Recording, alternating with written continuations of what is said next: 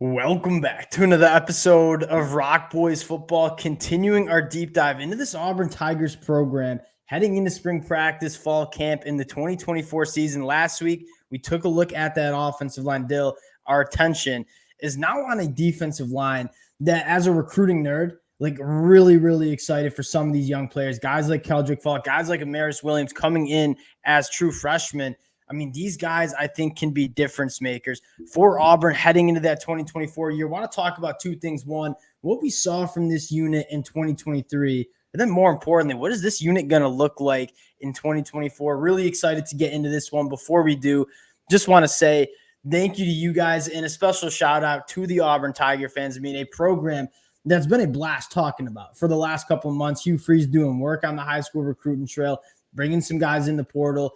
Can't thank you guys enough for all the support, all the War Eagles in the comment section. That stuff means the world to the boys. If y'all do enjoy the content, consider subscribing to the channel. More importantly, the best part about doing these deep dives, learning from you guys, talking ball with you guys, would love to hear your thoughts, your opinions on this defensive line group heading into 2024. Dill, I'm going to give you the T-box here. This Auburn Tigers defensive line heading into 2024, how are we feeling? I mean, I think what we kind of saw from them last year, it was a good unit. It wasn't a great unit. I think getting back McLeod's huge because he was that kind of the guy. He was the difference maker, at least from what I kind of saw at that jack spot. In terms of being that one guy who could really win one-on-one pressure, I think the one thing you're looking for is who's going to kind of step up and take Marcus Harris's place, because I did think he was kind of their impact guy on the interior.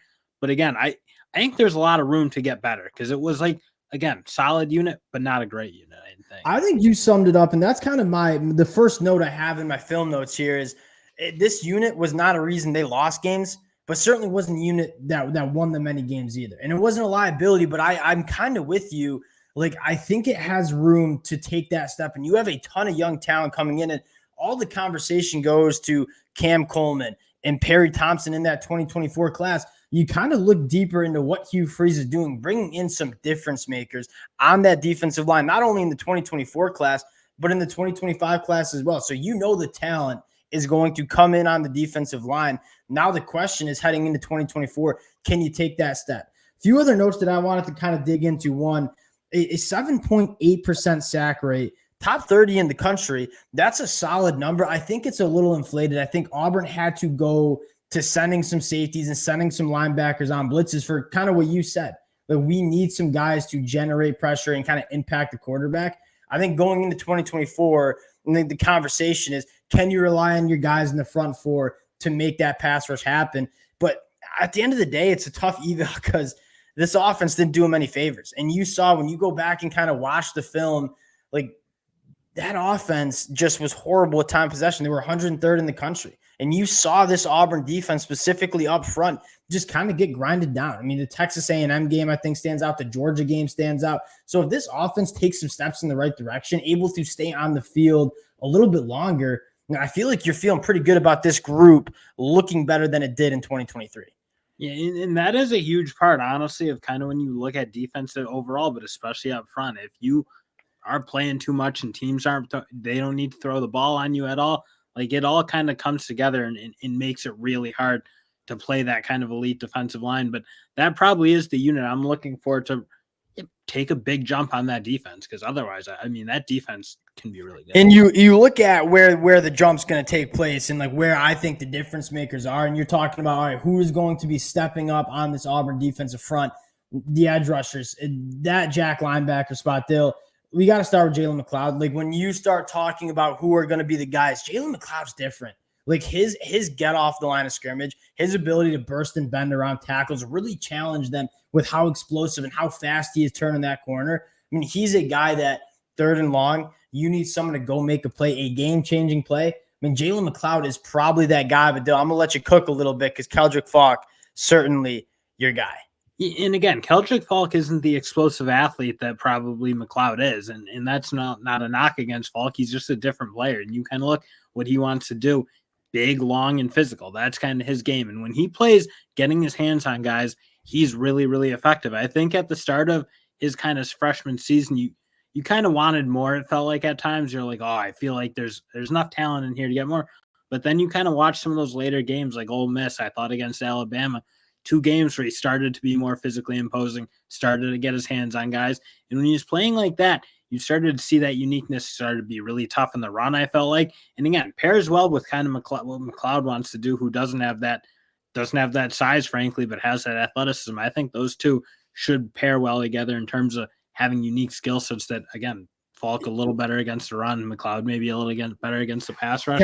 Keldrick Falk I think he's going to take a massive step. And I get so frustrated listening, and sometimes kind of people writing off true freshmen as like, oh, yeah, not as good as we thought he's going to be. That's a true freshman playing along the line of scrimmage. And he played a lot for Auburn. That is rare. It's rare to see true freshmen get that much burn regardless. Keldrick Falk was a guy that Auburn relied on heavily as a true freshman. And you talk about making steps.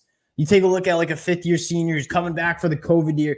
You probably know what those guys are. They're probably not taking a massive step from year 5 to year 6. Nowhere you see the steps being taken from year 1 to year 2. As you continue to get that body right to play at the college level, as you continue to learn more about the position, how to use your hands and the length that Keldrick Falk has, you ask me about a guy that, I mean, we talked about Jalen McLeod being the number 1 difference maker.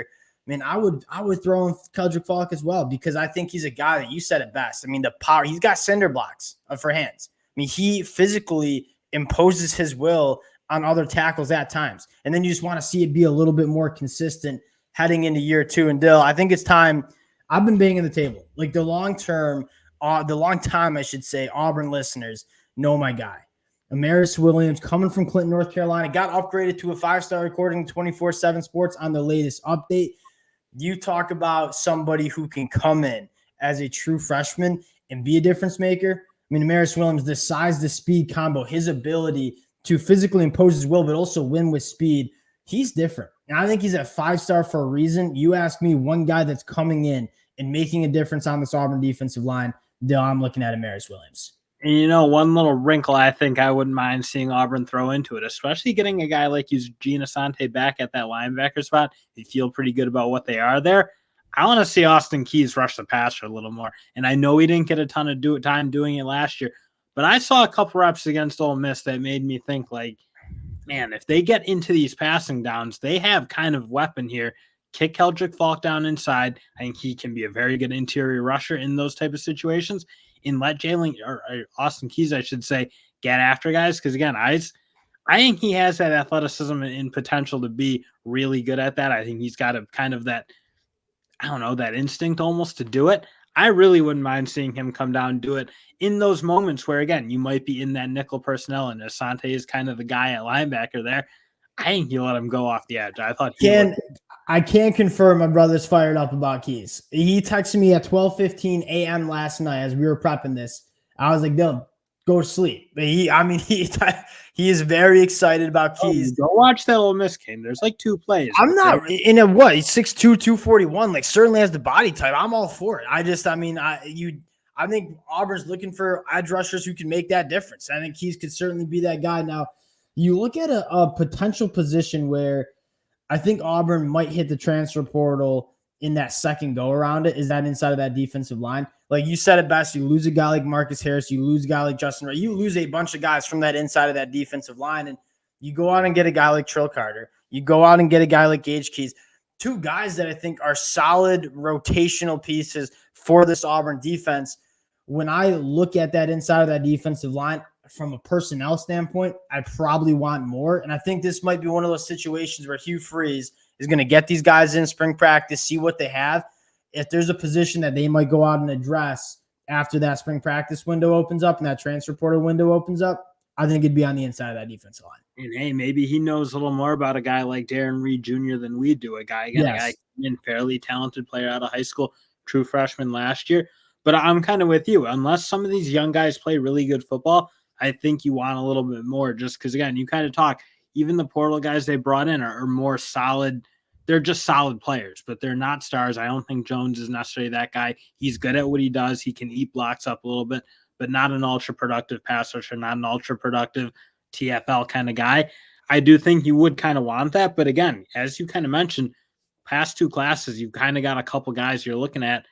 maybe they can come in and make some things happen. And I'm excited for a guy like Trill Carter, who didn't play as much as I think a lot of people expected at Texas, but Texas putting out 3 inside the interior defensive line to probably the top 100 in the NFL draft.